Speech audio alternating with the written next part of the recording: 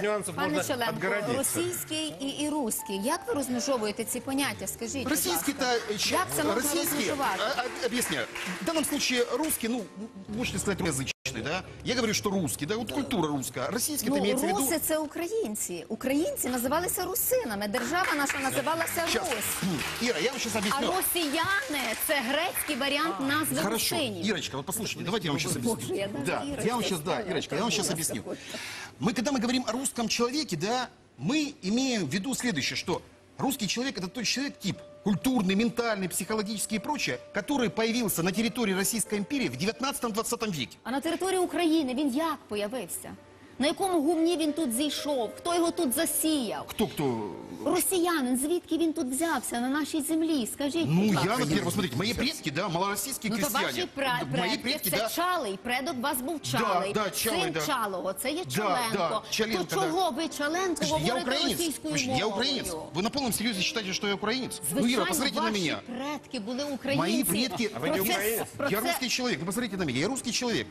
Послушайте, я в быту веду Це себя как називається обычный русский феномен человек. самозречення. Смотрите, Все. одну секунду, если меня завтра переместить, например, в Москву, вот мой бывший редактор, вот который, да, вот мой бывший редактор, когда я служил в газете «Сегодня», Игорь Гужва, да, и вот его уволили из газеты «Сегодня», и он уже «Московские новости» является там шеф-редактором. Евгений Алексеевич Киселев, вот же пример русского мира. Вот Путин его, ну, запретил ему работать или журналистом на канале НТВ, на канале ТВ-6. Все, и он здесь работает. Он мог бы также работать в Вам Минске, не предположим. сдается? Но в Польше он бы не смог работать, Ира. Он не смог бы работать там, я не знаю, где-нибудь на нью-йоркском телевидении.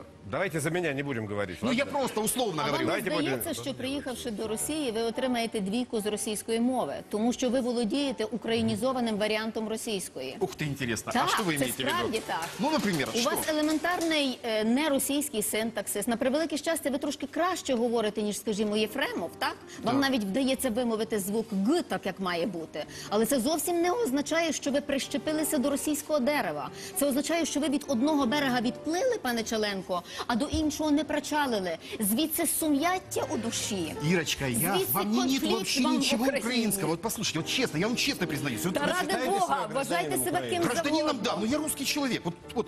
И в Киеве, вот я вам серьезно говорю, вот мое ощущение, во Львове, вот я вот был во Львове, кстати, хороший город, я ж ничего, никто там Говорят, за там русский язык- по-русски стали больше Нет, говорить. я, еще раз, я ходил, Мы будем спрашивал везде бороться с по-русски, этим. по-русски. Так, Я в этом не сомневаюсь. Ко мне, Звичайно, львовяне обов'язково. интеллигентные, это интеллигентский город нормальный, ко мне обращались также вот по-русски, вы слышали, что я по-русски, и ко мне по-русски. Вот я сидел там в ресторане «Кабинет», вот слышишь, что я по-русски там разговариваю с друзьями, ко мне Поряд з подходит... обласною радою, до речі. Да, и вот они говорят, можно там сделать себе стул, все, а сами говорят на украинском, все нормально, у меня никаких там проблем во А Львове не якою было. мовою говорив ваш прадід?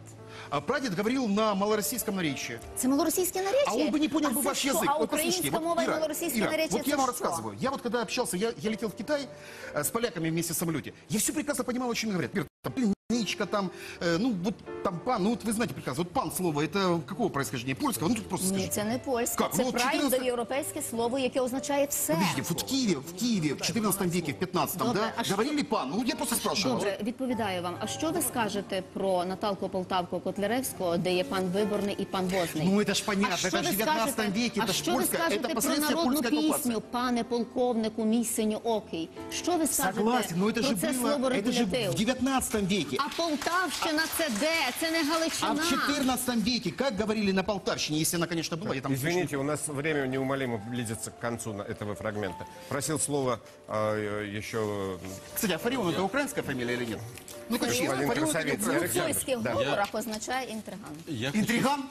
Александр. Александр. Это хорошо. Без інтриги нема розвитку.